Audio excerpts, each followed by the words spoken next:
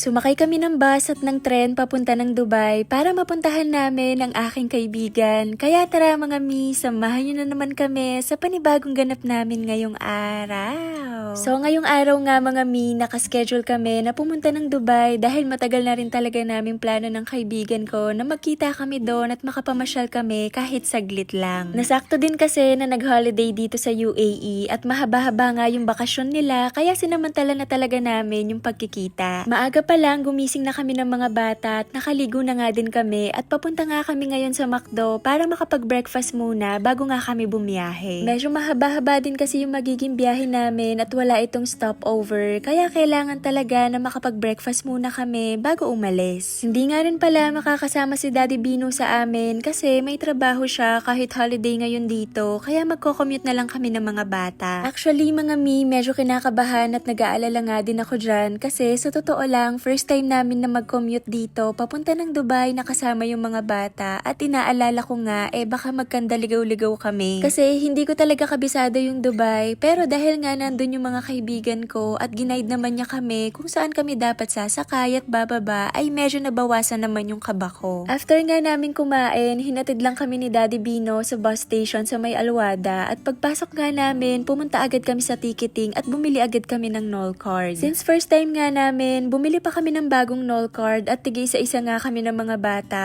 Bali 40 dirhams yung binayaran ko para sa Noll card, 6 dirhams dun sa card, tapos 34 dirhams naman yung balance niya. Pagtapos nga, lumabas na agad kami kasi hinahabol namin yung bus na 7:35 yung alis at buti na lang talaga umabot kami. Though meron naman biyahe na every 30 minutes yata yun, talagang gusto ko lang makasakay agad dun sa 7:35 kasi para medyo maaga kaming makadating doon. At iniisip ko nga din kasi na baka mas lalong dumami pa yung mga pasahero mamaya kasi nga holiday dito. Ang sasakyan pala namin na yung bus na E101 at ang baba nga neto ay sa May Ibn Batuta na. Doon kami bababa kasi gusto naming ma-experience yung train from Ibn Batuta hanggang dun sa destination namin. Ilang minuto lang yata kaming naghihintay sa pila tapos nakasakay na din kami sa bus. Nagkahiwalay nga kami ng upuan ni Ate Sam kasi pandalawahan nga lang yung magkatabi sa bus. Kaya ayun si Ate Sam sa kabila siya nakaupo pero good thing naman wala siya nakatabi kaya for sure makakatulog talaga siya ng maayos. After nga ng ilang minuto ng biyahe namin sa bus, nakatulog na din kami at mga 2 oras din yung naging biyahe namin at pagising nga namin, nakadating na kami sa Ibn Batuta. Pumasok nga agad kami sa train station at pumila nga agad ako sa ticketing ulit kasi magpapa-recharge ako ng balance sa Noll card namin para meron kaming pambayad sa tren. Kasi sa pagkakaalam ko, nasa 25 dirhams yung binayaran ko dun sa bus kaya kailangan talagang mag-recharge ulit. Nung natapos na nga, pumunta na kami agad sa platform 1 at dito kasi yung line kung saan kami dapat bababa at sa May Alriga kami dapat pupunta at nasa 30 minutes yata to 1 hour yung magiging biyahe namin. Let's go!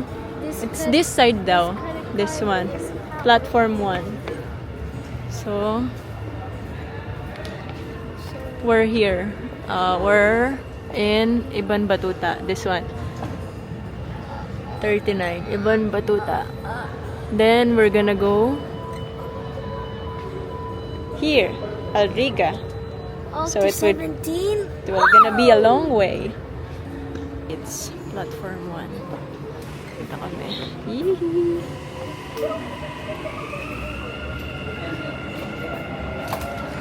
Ayan. Women and children. Dito tayo, guys. Dito tayo sa women and children. Ayan.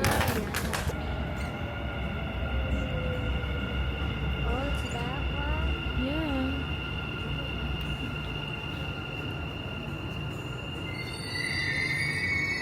Perfect. Yes. Careful kayo ha. You need to find a seat. Go, go, go. Find a seat for you. Oops.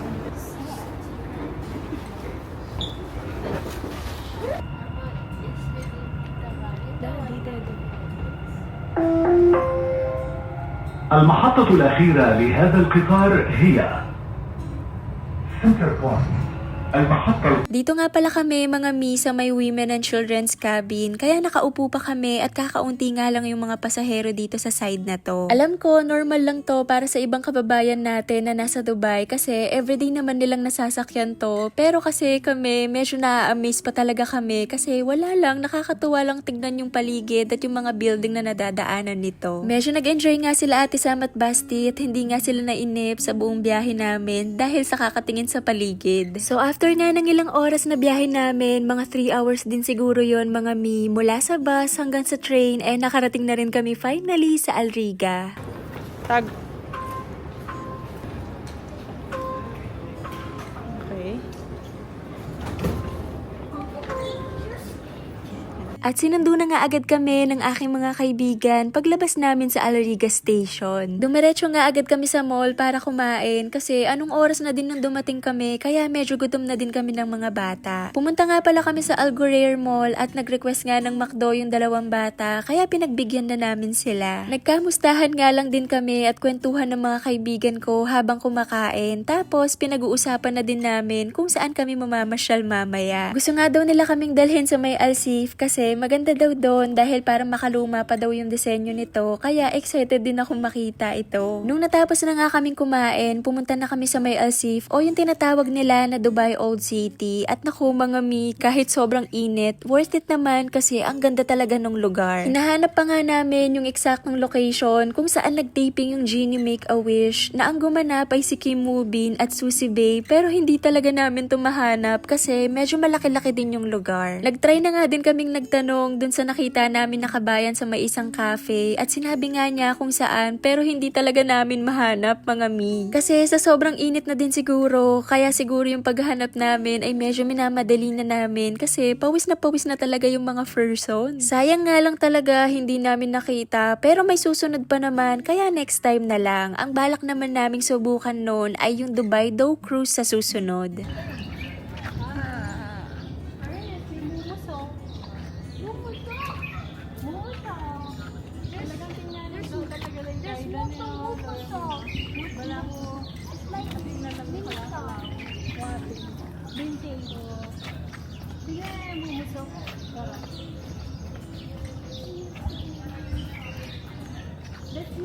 Anyway, may nakita nga rin pala kami na Starbucks dito, kaya nagpalamig muna kami at umorder nga kami ng frap at ng mga dessert. Nagulat pa nga ako mga mi dahil merong nag-approach at nakakilala sa akin dito sa Dubai at tinanong nga niya ako kung ako daw ba yung Mami Irene na vlogger na may Sam at Basti. At natawa nga ako kasi hindi ko talaga ine-expect na may makakakilala sa atin dito. Umaabot na rin pala sa Dubai yung mga videos natin at nakakataba lang ng puso kapag may nakakilala sa akin at medyo hindi pa nga ako sanay at nahihiya-hiya pa nga ako ng kaunti. Pero gusto ko talaga magpasalamat sa inyo mga mi, lalong-lalo na sa mga taong nakakakilala sa amin dito ng personal. Nag-live tayo ngayon. No. Tayong straight, oh. Ay, pakita mo yung mga dessert nila. Ito, sama. Actually, masarap yun. You can try, man. Try? Yeah? You want to try? Sam? You try first. Yan, try natin. Ano mo, yan, magta-try kami. Try, man. What is this? Orange. Orange. This one. Yeah. Orange, hazelnut, and almond. This one.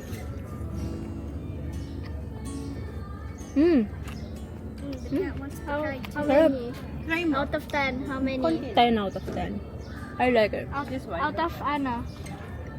This one, maybe 8 out of 10. Ito masarap siya. Yung orange din masarap. Ito pistachio. Parang Sarap. What is this, brother? It's like a cake? Oh my It's gosh, delight. 2 of them. Delight. What is this? Butterfly tea for relaxing. Tea. Yeah. And then This one is tea. San? I'm sorry. There's a cat in front of me. I didn't notice. This one is a tea. She's gonna try tea. Yeah. Purple yung tea, oh. Ang cute. Purple potion. Do you speak Tagalog, Sam? Yes, I do speak Tagalog. Ito, bit different siya. A bit different. Yung taste niya, no? Ay, hindi kasi purple yung sa akin eh. Ako yellow. Parang, Ay, orange.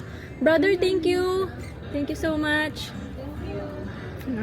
After nga namin sa Starbucks mga mi, naglibot-libot lang kami ng kaunti ng kaibigan ko at ng mga bata. At nung medyo nakaramdam na nga kami ng pagod, nag-aya na din akong umuwi. Medyo nawawala na din kasi sa mood sila Ate Sam at Basti dahil sa sobrang init nga at pagod na din sila kasi maaga nga kaming bumiyahe kanina. Kaya ang sabi ko, kailangan na talaga naming umuwi bago mag-iiyak pa nga tong dalawa dito sa Alsif. Hinatid nga kami ng kaibigan ko sa Ibn Batuta bus station at doon na nga kami sumakay ng bus pauwi ng Abu Dhabi at bali 2 hours ulit yung magiging biyahe namin at sakto sa likod na nga kami nakasakay at magkakatabi na nga kami ng mga bata. Nakatulog nga kami sa buong biyahe at nagising na lang yata kami nung nasa may bandang Corniche na kami. Yun lang, Momshi, masalama!